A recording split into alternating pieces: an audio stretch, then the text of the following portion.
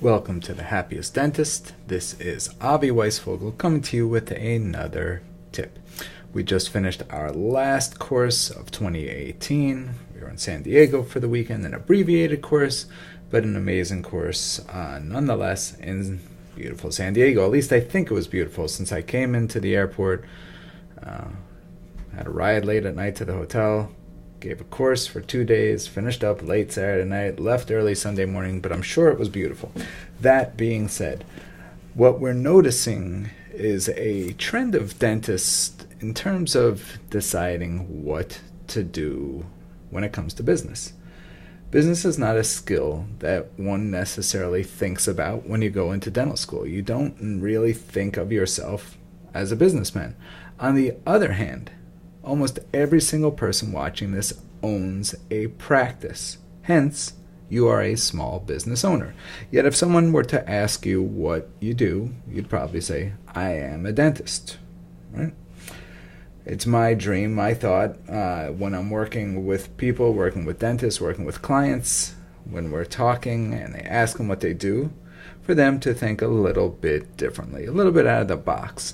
And that's kind of this tip, is to start thinking out of the box.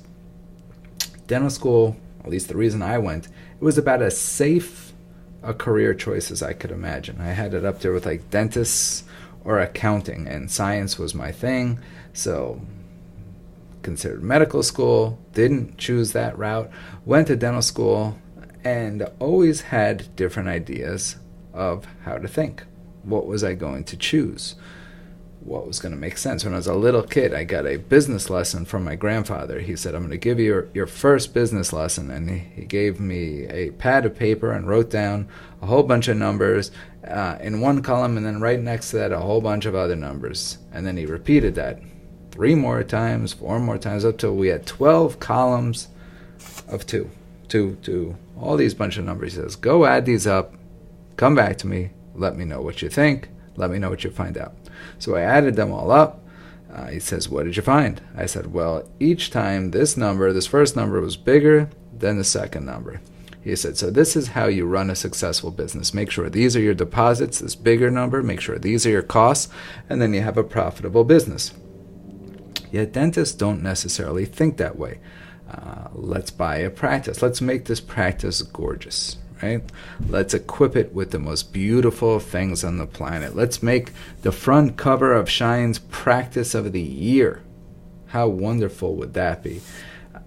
On the other hand, all this stuff that dentists can buy easily, just by signing your name, costs money, costs a lot of money.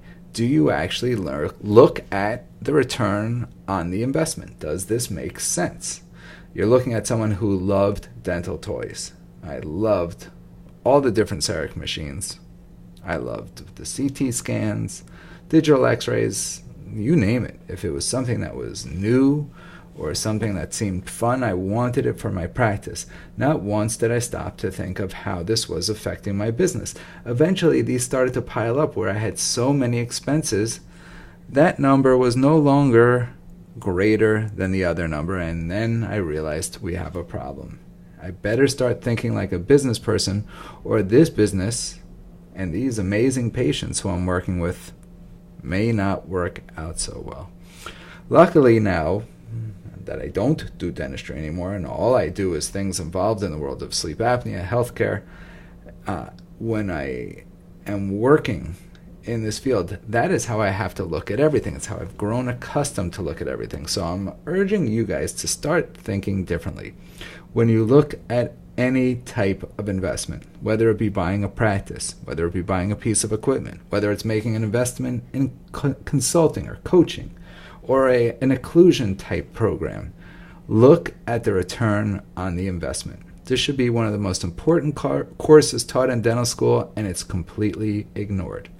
If you can't justify the return on the investment, don't do the investment. That's the tip for today, guys. Happiest Dentist Daily, Avi-Weisfogel. See you tomorrow.